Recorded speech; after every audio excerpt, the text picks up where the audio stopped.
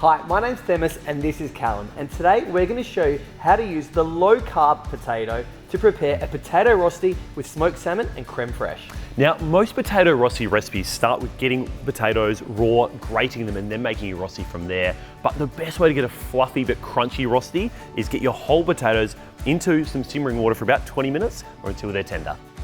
The potatoes are now cool enough to handle, so grate them into a bowl. Excellent, mate. So while you're doing that, I'm going to get stuck into preparing our kind of fresh ingredients. They're going to get into the rosti. But if you don't have a grater like you're using right now, what else could you use? Oh, just a regular cheese grater or anything that's going to sort of chop the potatoes up into nice small pieces now that it's cooked is absolutely perfect. We're not trying to be too precise at this stage, and I think that's the cool part about a rosti. It is supposed to be a little bit rusty.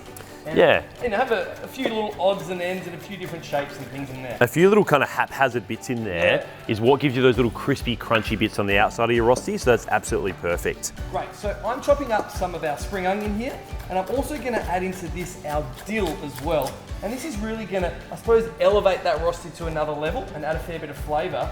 And I'm also gonna just add my stems from my dill in as well. Okay, so let's get our pan on nice high heat, ready to go. Excellent. So now while that's heating up, we're gonna add all of our herbs, all of our freshness into our potato here. So we've got our dill as well as our spring onion. That's obviously gonna add some nutrition, which along with our potato, which is now 25% lower in carbohydrate, is gonna provide a really nutritious start to the day. Pinch of salt, pinch of pepper, and the world's your oyster here as well. As long as you've got that potato base, you can use whatever herbs or flavorings or spices or seasonings that you like. Give it a toss together and then into the hot pan. Be gentle here, and note there's no egg or breadcrumbs or binding agent. We're just literally using the starch of the potato to loosely kind of bind this mixture, and the best rosti is a little bit loose, so you get all those lovely crispy and crunchy bits. It's time to actually cook our potato rosti now as well. So a good drizzle of extra virgin olive oil, good quality extra virgin olive oil to match our beautiful quality Australian potatoes here as well.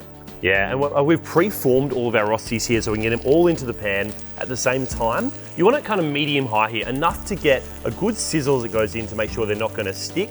We want to have it plenty of time to develop those little crispy, crunchy, golden potato bits. At the end of the day, the potato's pretty much cooked, so it doesn't necessarily matter what happens on the inside, but the more caramelization, the better. And that's where the extra virgin olive oil is going to help as well. You don't want to be stingy with this because that's how we get those lovely golden gnarly bits of crispy potato, which is the way a rosti should be. While our potato rosti is cooking away in the frying pan, what we're going to do is get started on our kind of fresh little salad topping. So we're just going to run our peeler consistently over the same place here to get these lovely little zucchini ribbons that we're going to use to top our rosti and add a little bit of freshness along with some dill, lemon juice and olive oil. An important thing when you're cooking the rosti is to just chill out. Just let it do its thing, let it cook and caramelize. Don't be playing with it because that's when they're gonna fall apart. So just let them cook until they're super golden brown on the first side. We'll give it a little flip. Drizzle of olive oil, juice of around about half a lemon, and that's our little salad topping done. Nice and gently underneath, and away we go.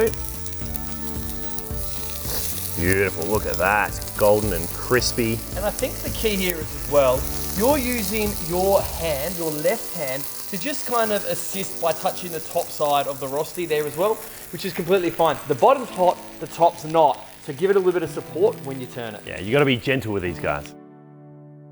Now it's time to plate up our potato rosti. All you need to do is delicately remove them from the pan. A little bit of creme fraiche on top. You could use yogurt or any other kind of nice, creamy, rich dairy on top. And then we're using smoked salmon here. It makes it a perfect brekkie kind of item, but you could use, I don't know, some prosciutto or something like that as well. Would be fantastic. Absolutely could. And I think that's what I love about this recipe as well. This low-carb potato is going to provide you with a nice, satisfying breakfast to keep you going throughout the day. A few little capers to finish, and that is our rosti done. So guys, this is our potato rosti made using the Matolo Family Farms low-carb potato available at independent retailers. Please give this recipe a crack. We know you're going to love it.